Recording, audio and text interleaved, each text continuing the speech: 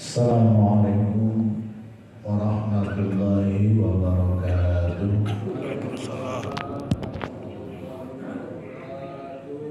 Bismillah walhamdulillah, wassalatu wassalamu ala rasulillah sayyidina Muhammad ibn Abdillah wa ala alihi wa sahbihi wa man nasarahu wa wala. ولا حول ولا قوة إلا بالله أما بعد سبحانك لا علم لنا إلا ما علمتنا إنك أنت العليم الحكيم رب اشرح لي صدري ويسر لي أمري واحلل عقدة من لساني يفقهوا قولي صدق الله العظيم.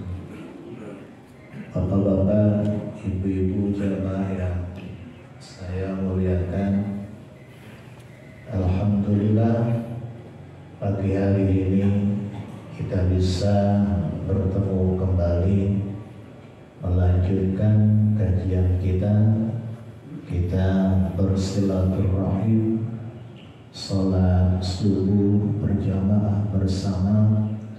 Semoga seluruh ibadah kita diterima oleh Allah Subhanahu wa Ta'ala.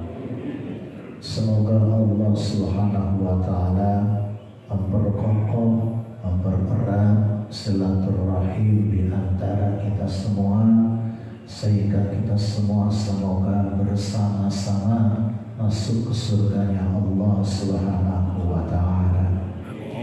Salawat dan salam semoga tercurah kepada Nabi kita Nabi Muhammad sallallahu alaihi wa alihi wasallam. Bapak-bapak dan ibu-ibu yang saya muliakan, Allah Subhanahu wa Ta'ala memberikan aturan-aturannya, menetapkan aturan-aturannya. Aturan-aturan itu dibuat oleh Allah Subhanahu wa Ta'ala bertujuan menghantarkan kita untuk mendapatkan kemuliaan, kebahagiaan, kesejahteraan dunia dan akhirat. Jadi aturan Islam itu dibuat oleh Allah tujuannya ke sana, agar kita mulia, sejahtera dunia dan akhirat, bukan hanya akhirat. Aturan-aturan Allah itu Allah tetapkan, Allah sebutkan di dalam Al-Quran, kemudian juga disebutkan di dalam hadis-hadis Rasulullah. Itu aturan-aturan Allah. Pagi hari ini kita akan mendalami satu ayat Al-Quran. Dari ayat ini nanti kita akan dapat mengambil dan harus mengambil beberapa petunjuk-petunjuk Allah di ayat ini. Karena kalau petunjuk Allah di ayat ini kita tahu, kita fahami, kita amalkan, maka akan menghantarkan kita bahagia dunia akhirat. Amin. Kita ambil pagi hari ini petunjuk dari ayat yang akan kita bahas. Ayat ini populer di surat Al-Ahzab, itu ada di ayat 41. A'udzu billahi minasy syaithanir rajim. Bismillahirrahmanirrahim. Ya ayyuhalladzina amanu dzkurullaha dzikran katsiran wasabbihuhu bukratan wa asila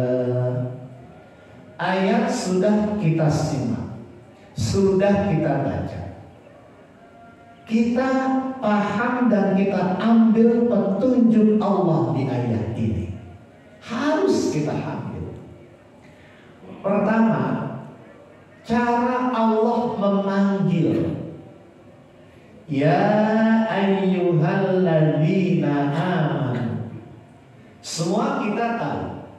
Saya beriman, Bapak beriman, Ibu beriman. Tapi redaksi yang Allah pilih itu dengan panggilan yang sangat lembut. Ya ayyuha, wahai orang-orang yang beriman. Sangat lembut ketika Allah memanggil kita orang-orang yang beriman. Dan Allah tidak memandang di ayat ini yang Dia panggil dengan kadar kelembutan yang sama, dengan kata yang sama.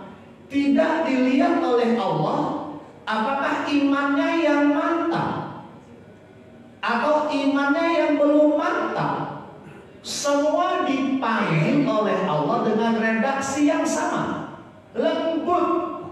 Yang imannya sudah mantap, yang belum mantap oleh Allah, di ayat ini Allah panggil dengan kata yang sama, dengan panggilan yang sangat lembut.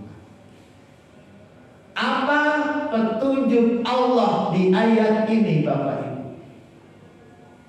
Kalau orang-orang yang beriman meneladani Allah di ayat ini, kalau memanggil orang-orang beriman sesama iman Islam, itu memanggil dengan panggilan yang baik, dengan panggilan yang lembut, dengan panggilan yang sopan. Ambil petunjuk ayat ini. Kalau kita mengaku beriman, sesama orang yang beriman, kita panggil dengan panggilan yang lembut, dengan panggilan yang sopan. Tanpa kita lihat kadar keimanannya semangat. Ada ustaz, panggilan kita bedakan dengan yang bukan ustaz. Ada kiai dengan yang bukan kiai, panggilan kita bedakan. Ada habib bukan habib, panggilan kita bedakan. Ada pejabat, ada rakyat biasa, panggilan kita bedakan. Al-Quran Allah ambil petunjuk ini. Kalau dia beriman, manggil dengan kesopanan yang sama, Pak. Poin pertama itu. Hilangkan panggilan yang buruk-buruk. Karena itu bertentangan dengan ayat ini. Bahkan itu di surah Al-Hujurat, Bapak Ibu, saya ambil bagian yang saling memanggil. Wala talmizu anfusakum wala tanabazu bil alqab. Wala tanabazu bil alqab. Jangan kamu tanabazu, saling memanggil, kata Allah, bil alqab, dengan panggilan-panggilan yang buruk. Maaf, betapa bertentangannya seorang mukmin ketika dia sesama mukmin bertentangan dengan ayat ini dengan memanggil maaf, kampret, cebong. Itu bertentangan dengan ayat ini, Bapak Ibu. Berapa dosa yang sudah kita lakukan hanya gara-gara politik sementara, kekuasaan. Orang Islam sesama mukmin memanggil cebong, kampret. Bertentangan dengan ayat ini. Ambil petunjuk ini, ambil petunjuk ayat ini. Saling memanggil dengan panggilan yang baik kalau sesama orang yang beriman. Bapak Ibu udah ngantuk belum? Belum ya, baru mulai ya Pak.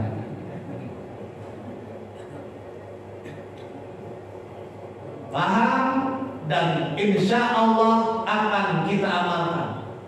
Andaikan kita pernah memanggil sesama orang yang beriman dengan panggilan buruk, semoga Allah mengampuni dosa-dosa kita. Kenapa? Ayat tadi berlanjut. Kalau kamu lakukan memanggil sesama orang beriman dengan panggilan yang buruk, wa man lam yatub fa ulaika humuz zalimun. Siapa yang tidak bertaubat, kata Allah, memanggil saudaranya sesama mukmin dengan panggilan yang buruk, dia bertaubat, tidak bertaubat, dia mati termasuk orang-orang yang zalim di ayat ini. Berarti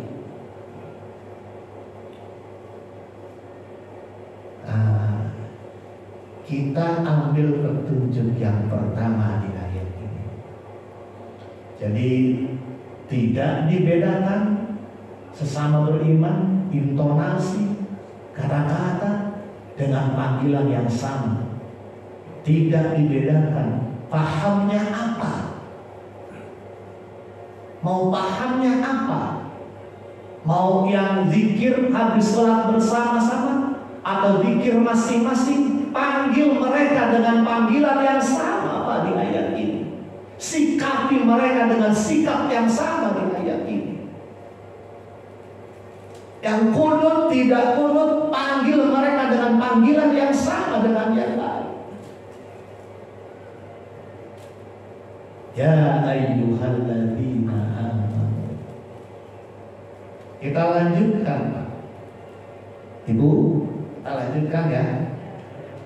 Kita ambil petunjuk berikutnya. Semoga melekat di kepala. Tadi poin pertama sudah. Kita ambil petunjuk berikutnya di ayat ini. Uzkurullaha dzikran katsira.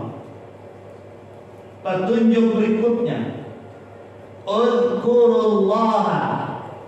Makna pertama, ingatlah selalu kebesaran Allah Subhanahu wa ta'ala.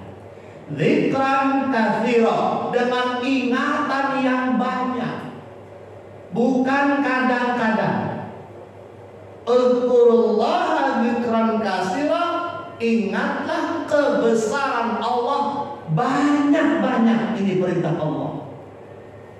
Makna uzkurullah, renungkan kebesaran Allah sebanyak-banyaknya, sering-sering dan jangan jarang-jarang merenungkan kebesaran Allah. Ingat, renungkan kebesaran Allah. Dzikran katsira, dengan renungan yang sering, dengan ingatan yang sering, yang banyak. Ketiga, makna uzkurullah, sebutlah nama Allah banyak-banyak. Berzikir dengan lisan. Dapat poinnya Bapak Ibu? Ingat kebesaran Allah sering-sering, renungkan kebesaran Allah sering-sering, dan sebut-sebut nama Allah dengan lisan kita, itu dengan zikir yang banyak di ayat ini. Saya mulai bertanya nih, zikir banyak, ada apa Pak zikir? Zikir, kalimat zikir apa di antaranya? Subhanallah, ada Allahnya. Sebut-sebut nama Allah dengan sebutan yang banyak. Subhanallah, ada Allah. Apa lagi Pak? Alhamdulillah, itu nama Allah. Apa lagi Pak? Ya, Allah, ada Allahnya. Allahu Akbar. Mana berdasarkan hadis Nabi, kalau kita zikir semua baik, bagus. Berdasarkan hadis Nabi, zikir mana yang paling utama? Bapak Ibu bisa buku hadis Riyadhus Shalihin itu banyak kita miliki. Mana zikir yang paling utama? Seluruh zikir bagus. Ada hadis tadi. An Jabir radhiyallahu anhu qala sami'tu Rasulullah sallallahu alaihi wasallam yaqul, dari Jabir, semoga Allah meridhoinya, Jabir berkata, aku mendengar Rasulullah SAW bersabda, sabda Nabi, afdalul dzikri la ilaha illallah. Ternyata di hadis ini zikir yang paling utama itu adalah la ilaha illallah. Seluruh zikir bagus, sering-sering kita baca. Di hadis ini ada zikir utama, paling utama, yaitu zikir la ilaha illallah. Timbul pertanyaan, why? Kenapa ini zikir yang paling utama? Artinya semua kita tahu, la ilaha illallah, tidak ada Tuhan selain Allah. Semua nabi ini diutus oleh Allah untuk mengajak ini semua nabi. Syariat bisa berbeda. Ada Taurat, ada Zabur, ada Injil, Al-Quran. Syariat bisa ada jalan-jalan tersendiri di masa nabi-nabi masing-masing. Tapi semua syariat itu tujuannya sama, agar menyembah Allah. Semua itu Pak, akhir sasaran para nabi ke sana ngajaknya. Tidak ada Tuhan selain Allah. Yang kedua, kenapa ini zikir yang paling utama? Ada hadis Nabi yang lain. Bapak Ibu, kita punya benda, ada waktu kita perbaiki, ada waktu kita renovasi. Contoh, rumah biasanya kita renovasi, mau ngapain tuh Bapak Ibu? Mau lebaran, mau apa lagi renovasi rumah? Mau menikahkan, bukan mau nikah lagi ya, mau menikahkan, renovasi rumah. Nikah lagi biasanya ngumpet-ngumpet itu. Ada servis berkala, rutin. Ada saat-saat kita memperbaiki, memperbaharui benda yang kita miliki. Apa yang paling berharga yang kita miliki Bapak Ibu? Mobil, rumah, kendaraan. Apa yang paling berharga kita miliki? Imam An-Nawawi berkata, afdalul asya al-iman. Sebaik-baik sesuatu yang kita miliki itu adalah bukan benda-benda tadi. Sesuatu yang paling baik, yang harus kita jaga, melebihi menjaga, memperbaiki rumah, mobil, itu yang paling berharga adalah iman. Harusnya itu yang kita perbaiki, perbaharui, tingkatkan, pertahankan itu. Nah pertanyaannya, bagaimana caranya kita memperbaiki, memperbaharui, meningkatkan, mempertahankan iman?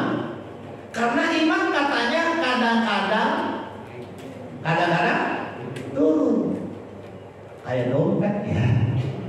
Kadang naik, kadang turun. Ini bagaimana ini? Semua kita perbaharui, kita perbaiki. Ada yang paling utama yang sekarang kita miliki. Bagaimana memperbaikinya? Ini sunnah Nabi. Sunnah Nabi makan tangan kanan. Sunnah Nabi minum duduk. Betul Pak? Banyak sunnah Nabi. Ada sunnah Nabi ini penting berkaitan dengan yang kita miliki. Jadidu imanakum sa'atan fasa'atan. Perbaharui di sunnah Rasul. Perbaiki, perbaharui, tingkatkan imanmu. Bukan 1 tahun sekali, bukan servis 6 bulan sekali. Sa'atan fasa'atan, dari saat ke saat, dari waktu ke waktu, kita harus memperbaharui, meningkatkan, mempertahankan iman kita. Tadi saya katakan, caranya bagaimana? Sahabat bertanya ketika Nabi mengatakan itu, kaifa nujaddid imanana ya Rasulullah. Wahai Rasulullah, bagaimana cara kami memperbaiki, memperbaharui, meningkatkan, mempertahankan iman kami? Iman yang paling berharga kita miliki ini bagaimana caranya untuk diperbaiki, diperbaharui? Nabi menjawab, aksiru min qawli la ilaha illallah. Lagi-lagi zikir utama. Perbanyak mengucap, memahami, menghayati, menanamkan kalimat la ilaha illallah. Kalau artinya kita baca zikirnya saja, kita paham sedikit, itu sudah dapat ganjaran besar. Tapi efek, dampak buat ngecas iman kita itu belum begitu berpengaruh ketika kita belum memahami makna la ilaha illallah ini. Menyebut-nyebutnya saja dapat pahala. Supaya iman kita terperbaharui, meningkat, bisa kita pertahankan, kita dalami makna la ilaha illallah, bukan arti. Nah, tapi sebelum kita dalami makna, ayat ini kan tadi perintah Allah, kita berzikir itu sering, banyak-banyak berzikir. Dalam pembahasan ini, zikir itu banyak, bagus, tapi kita bahas ini ada zikir yang utama, la ilaha illallah. Oke, berzikir Pak. Andaikan Bapak saat ini, Ibu saat ini duduk bersama saya sedang menyampaikan kajian, Bapak berzikir saat ini, dapat pahala tidak? Jangan ragu. Dapat pahala tidak? Tidak. Kita lihat nanti. Saat ini saya sedang menyampaikan kajian, Ibu baca Al-Quran, ikhlas, dapat pahala tidak? Kok ibu-ibu suaranya kenceng banget? Tidak. Bu, dapat pahala nggak Bu? Kita lihat Pak. Ada doa yang tercantum di dalam Al-Quranul Karim. Doa ini berkaitan dengan kisah Nabi Sulaiman. Ini jangan sampai karena saya pernah melihat, ada ketika saya khutbah Jumat, itu kan saya kalau khutbah memang tidak memegang teks, jadi mata saya bisa melihat Pak. Ketika saya khutbah Jumat itu ada jamaah lagi berzikir dia. Rupanya ragu dengan yang saya sampaikan barangkali. Tapi dia berzikir Pak, bukan di sini. Saya sedang khutbah di tempat lain, bukan di sini. Saya sedang menyampaikan kajian ba'da maghrib menjelang isya. Ada jamaah di pojok sendiri, saya kajian mengisi dia lagi. Berzikir dia. Bagaimana kedudukannya seperti ini dalam wawasan keislaman. Doa Nabi Sulaiman, surat An-Naml. Naml artinya semut. Ini berkaitan dengan ketika Nabi Sulaiman dan pasukannya. Pasukan Nabi Sulaiman itu luar biasa ya. Ada jin, ada binatang. Karena memang beliau ini bisa berbicara dengan binatang, mengerti bahasa binatang. Bukan binatangnya berbahasa Arab. Tapi Nabi Sulaiman mengerti yang diucapkan oleh binatang. Ketika hampir melewati lembah, itu semut di lembah itu lihat pasukan Nabi Sulaiman begitu banyak.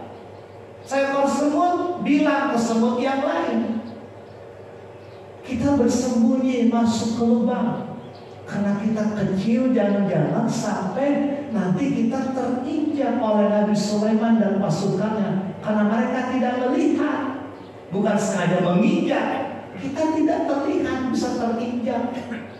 Bahasa kitanya sembunyi, ngumpet yuk. Nabi Sulaiman mengerti, dengar, tersenyum dia. Al-Quran An-Naml 19. Fatabassama dha'ikan min qawliha qala rabbi auzi'ni an ashkura ni'mataka allati an'amta alayya wa ala walidayya wa an a'mala salihan tardah wa adkhilni bi rahmatika fi ibadikas salihin. Nih Pak, kita lihat nih. Di ayat ini fatabassama dha'ikan min qawliha. Fatabassama, Nabi Sulaiman tersenyum. Dha'ikan, kemudian beliau tertawa. Tertawanya beda dengan kita sambil ngopi-ngopi. Tawanya tidak ngakak. Apalagi tawanya banting balak ngakak. Wah, enggak. Tawanya tidak terbahak-bahak. Dha'ikan min qawliha. Tertawa, tersenyum karena Nabi Sulaiman mendengar ucapan seekor semut tadi. Kau lihat, begitu besar nikmat Allah. Beliau berdoa, redaksi Al-Quran, qala rabbi auzi'ni an ashkura nikmataka allati an'amta alayya wa ala walidayya. Ya Allah, berikan ilham kepadaku, kemampuan kepadaku, sehingga bisa bertindak nyata. Beri kemampuan, beri ilham, sehingga bisa bertindak nyata. Untuk apa? Mensyukuri nikmat yang telah engkau berikan kepadaku dan nikmat kedua orang tuaku. Lihat permohonan berikutnya. Wa an a'mala salihan tardo. Kita jawab ini. Dan beri kemampuan agar aku dapat mengerjakan amal soleh yang engkau ridhai ya Allah. Redaksi Al-Quran tidak mengajarkan beri aku kemampuan untuk mengerjakan amal yang aku sukai. Al-Quran bukan minta mengerjakan amal yang aku sukai, tapi kita minta semoga dapat mengerjakan amal yang engkau ridhoi. Lihat apa makna amal yang engkau ridhoi. Contoh, ridho, ada amal orang yang Allah terima, diterima, dia ikhlas, memenuhi kriteria, amalnya diterima. Tapi belum tentu Allah puas, tardo. Contoh, puas diterima dan puas diterima saja. Bapak Ibu punya anak, selesai studi S1, lihat IPK 2,5, lulus gak? Lulus, kita terima.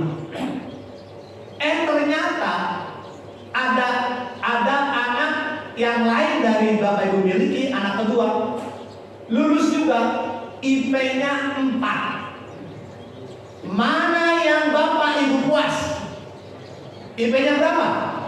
4. Itu beda amal soleh yang diterima biasa dengan amal soleh yang Allah ridhoi. Amal yang soleh yang Allah ridhoi itu lihat waktu dan tempat.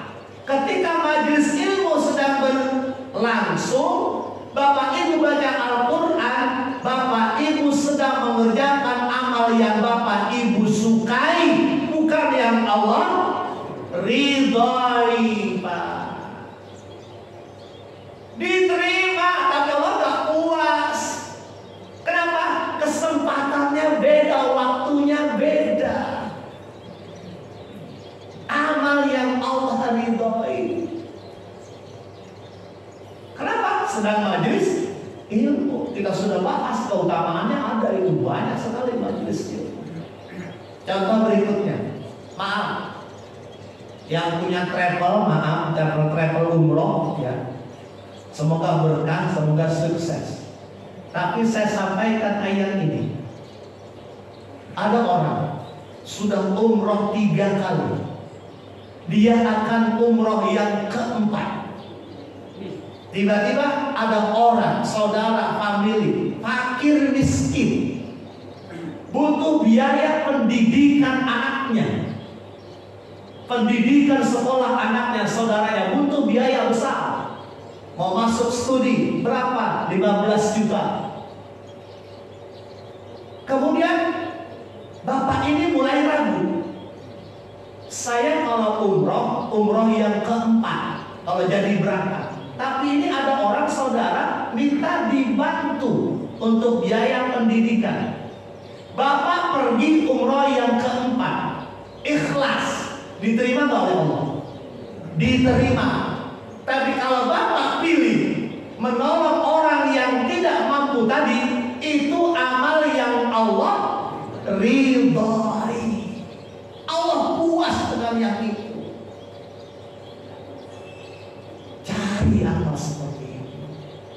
Sama Bapak Ibu, kita memberikan bantuan, kita panggil orangnya. Ini Pak, Bu, ada sedikit uang buat membantu, tolong diambil ya. Ambil. Terus kita ikhlas melakukannya. Datanglah dia ke rumah kita untuk mengambil bantuan kita. Satu lagi, kita tahu, oh Bapak itu kemarin minta dibantu untuk berobat, minta dibantu untuk pendidikan anak. Kalau tadi kita minta dia datang, kita ikhlas, insya Allah amal kita diterima. Tapi kita pilih, kita datangi. Mana yang Allah ridhoi? Yang kita datangi. Wa an a'mala shalihan tarda. Jadi berzikir itu ada waktu, ada tempatnya. Jadi amal soleh yang Allah ridhoi itu lihat waktu, lihat situasinya. Kapan kita beramal itu yang paling tepat.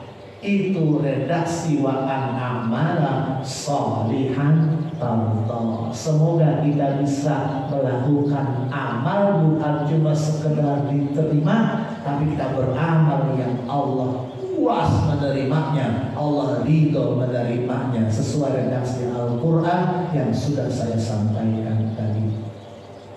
Bapak dan Ibu yang saya muliakan, itu poin tentang zikir juga termasuk ada waktu dan tempatnya. Berikutnya, tadi ada Nabi mengatakan kalau kita ingin dan harus itu sunnah beliau itu perbaharui, perbaiki, tingkatkan iman. Caranya banyak mengucap, memaknai, menghayati makna la ilaha illallah. Kita semua tahu la ilaha illallah, tidak ada Tuhan selain Allah. Maknanya apa? Supaya iman kita terpertahankan, meningkat, atau juga bisa lebih meningkat lagi. Apa maknanya? Maknanya yang pertama, tidak ada yang berkuasa. Bukan arti ya, makna. Tidak ada yang berkuasa yang menguasai seluruh alam ini. Tidak ada yang mengatur seluruh alam ini. Dari hal yang paling kecil, walau satu helai daun jatuh, satu helai daun jatuh, atau sampai yang sebesar-besarnya. Kemarin maaf, musibah besar terjadi itu kan, kecelakaan truk tronton. Musibah juga Semeru. Urusan-urusan kecil, daun satu aja jatuh. Urusan-urusan yang besar, kita sukses, atau ada rumput sebelah sana kering, sebelah situ hijau subur. Itu melainkan illallah, melainkan semua itu sudah diatur oleh Allah. Bayangkan, melihat daun aja, kalau iman kita mau mantap, itu bisa ada artinya Bapak Ibu. Daun jatuh, ya Allah, Engkau atur itu. Maka la ilaha illallah. Tidak ada orang berpisah, tidak ada orang bertemu, melainkan semua itu sudah diatur oleh Allah. Tidak ada yang kebetulan. Saya sudah diatur oleh Allah, bisa mengenal Bapak Ibu di sini, bisa bertemu Bapak Ibu di sini. Walaupun sayanya beginilah orangnya, sudah diatur Pak. Kita bertemu sudah diatur.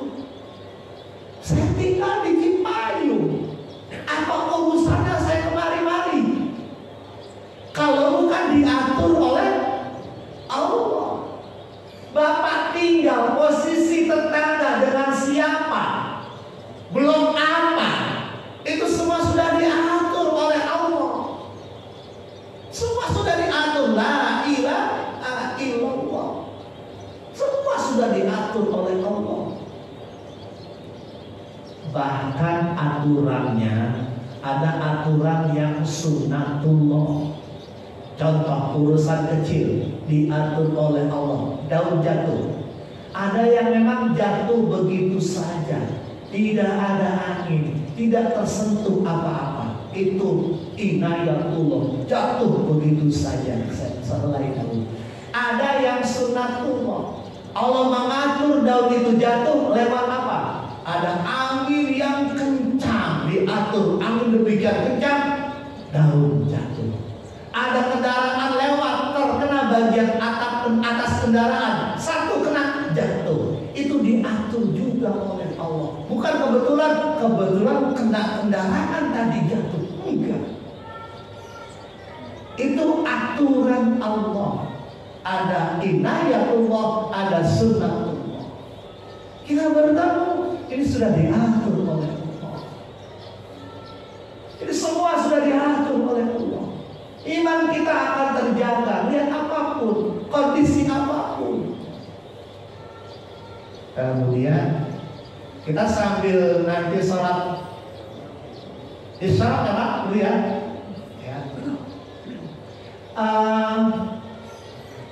Kita ini iman kita perlu kita jaga, perbaharui, kita tingkatkan. Insya Allah sekali berbapak ibu itu tidak akan melakukan kemusyrikan. Insya Allah tidak akan melakukan kemusyrikan. Tapi hati-hati, para ulama menjelaskan beberapa tafsir mengenai musyrik. debu-debu syirik. Musyriknya enggak, tapi debu-debu syirik. Apa? Indonesia paling takut dengan angka berapa Bapak Ibu?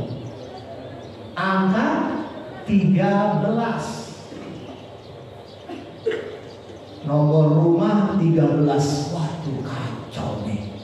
Nomor rumah saya 13 nih. Sial nih. Gak taunya maaf kebanjiran melulu. Tuh kan, sial kan. Nomor 13. Percaya sama nomor 13, itu debu-debu syirik. Hati-hati Pak. Debu-debu syirik. Paling takut sama 13 ini. Ada lagi debu-debu syirik. Ada orang Indonesia itu kalau nabrak itu takut banget Pak. Nabrak apa? Kucing.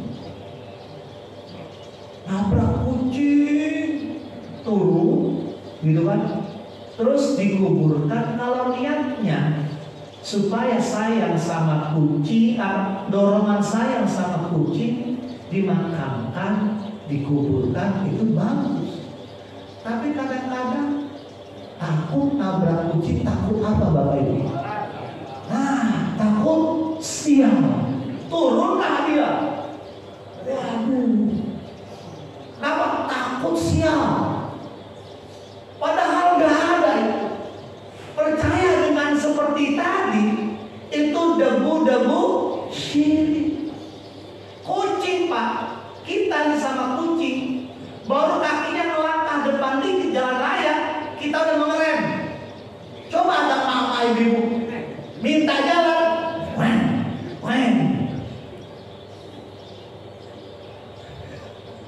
Iya kan? Sampai kita udah minta kanan mau nyebrang, nggak ada, nggak dikasih. Kucing baru ngerem tuh. Bakal sampai kenapa? Kucing takut sial. Ya kadang-kadang nabrak orang ditinggal lari. Iya nggak? Makanya ada istilah tabrak lari. Habis nabrak lari. Bukan cuma sekedar lari, dibawa, dibunuh, dibuang ke sungai. Ada ya? Ada. Gak percaya sama tadi itu debu-debu syirik. Nah ini yang berat ini. Hati-hati kita gak sadar. Debu-debu syirik. Keberatan dengan ketetapan Allah. Nah bahaya nih. Debu-debu syirik. Keberatan dengan ketetapan Allah. Ya Allah, kenapa sih? Kenapa mesti suami saya? Anak saya masih kecil-kecil ya Allah. Kenapa dia yang dipanggil lebih dulu ya Allah? Hati-hati, musyriknya enggak, tapi debu-debu syirik hinggap di hatinya ketika dia keberatan dengan takdir Allah. Itu bertentangan dengan la ilaha illallah, zikir utama tadi. Keberatan. Covid lama, apalagi sekarang Omikron. Covidnya Omikron. Kemarin udah banyak yang kolaps, kena PHK. Ya Allah, gimana ini? Aduh, buat makan, buat biaya pendidikan gimana ini ya Allah? Ngeluh, putus asa. Keberatan dengan takdir Allah itu debu-debu syirik. Itu kalau kadang-kadang kita kasihan juga, tanda kutip ya. Ada orang Islam itu, ya kita sedih kalau orang kena musibah, tapi kadang-kadang sampai pingsan itu. Oh, iman, orang gitu ya Allah. Kalau suami mungkin beda kali ya, ada nggak semua, istrinya meninggal, sedih, tapi lama-lama mulai berpikir, ya kayaknya yang di sebelah sana janda tuh. Iya sih sedih, ini buat intermezzo aja. Ada yang begitu. Jadi keberatan dengan takdir Allah itu debu syirik. Kita suruh itu hari ini kalau tidak salah 5.50 ya. Ya berarti nanti sholatnya kita tambah waktu dulu. Karena sholat isyraq itu tidak boleh berbarengan dengan waktu berbarengnya terbit matahari.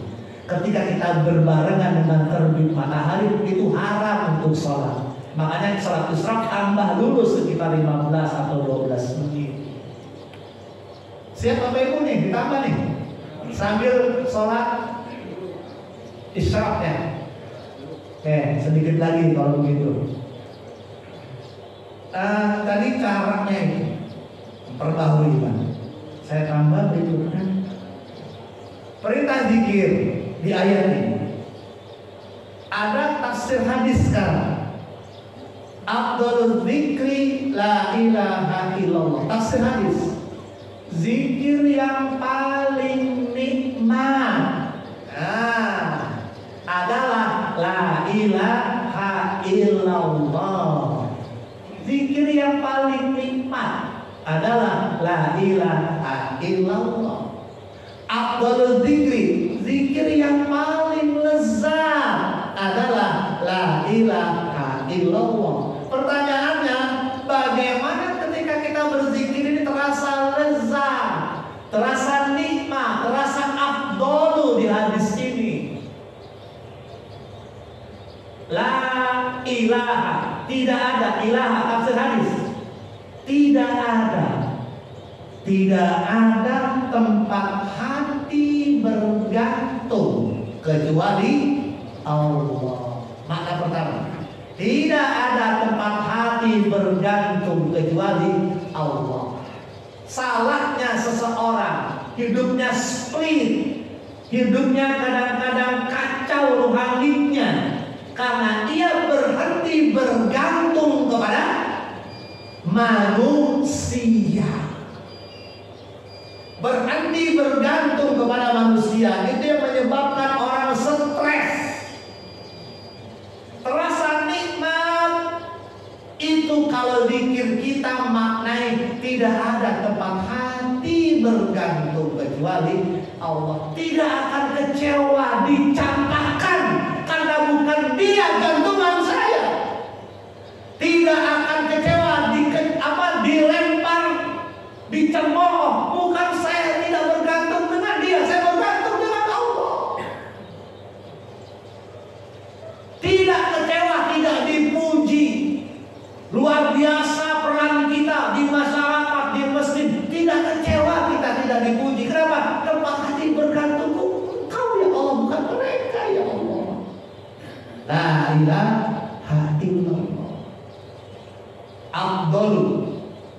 Tidak ada yang aku inginkan kecuali Allah.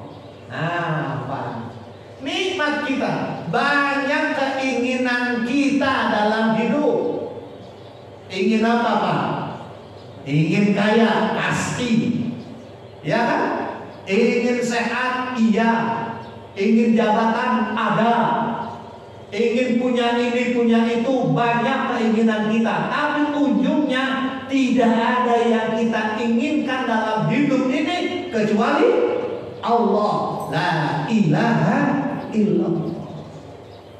Kita ingin itu, ingin ini, tapi tidak ada yang kita inginkan kecuali Allah. Nah, kemudian juga la ilaha, tidak ada yang aku cintai kecuali Allah. Kita cinta anak-anak kita cinta orang tua kita, tapi kecintaan kita jangan berhenti kepada mereka. Ujung kecintaan kita berakhir kepada Allah. Kalau didasari itu, maka kita tidak akan pernah kecewa apapun perilaku dari orang-orang yang kita cintai. Karena yang kita cintai sebenarnya bukan dia. Kita cinta anak-anak kita, tapi kecintaan kita harus berujung kepada Allah. Mencintai anak saja tidak berujung kepada Allah, bisa kecewa kita. Kenapa? Saya sudah besarkan kamu, saya sudah didik kamu, sekarang balasanmu ini. Kenapa? Kita cinta sama anak berhenti. Harusnya saya cinta sama anak, bukan cinta sama dia sebenarnya. Karena cinta kepada Allah. Allah yang saya cintai menyuruh saya mendidik dia, menjaga dia. Saya cinta Allah sebenarnya, maka saya melakukan itu. Saya tidak peduli dia mau balas atau tidak, karena yang saya cintai hanya Allah. La ilaha illallah. Ya sebenarnya masih cukup banyak, tapi Bapak Ibu juga sudah pegel ya, apalagi faktor U ya, geremet-geremetnya itu loh. Gak apa-apa Pak, mau diluruskan kiri kanan gak apa-apa ya. Jadi ada kesempatan lain nanti bisa kita lanjutkan kajian ini. Jadi mudah-mudahan kita bisa mengambil beberapa petunjuk. Pertama dari tadi ayat Al-Quran yang saya sampaikan bisa dibawa pulang, kemudian diamalkan juga petunjuk dari hadis-hadis Nabi yang sudah saya sampaikan. Mudah-mudahan keimanan kita semakin kokoh, terjaga, semakin meningkat, sehingga kita menjadi orang-orang yang mulia selama dunia dan akhirat. Bismillahirrahmanirrahim.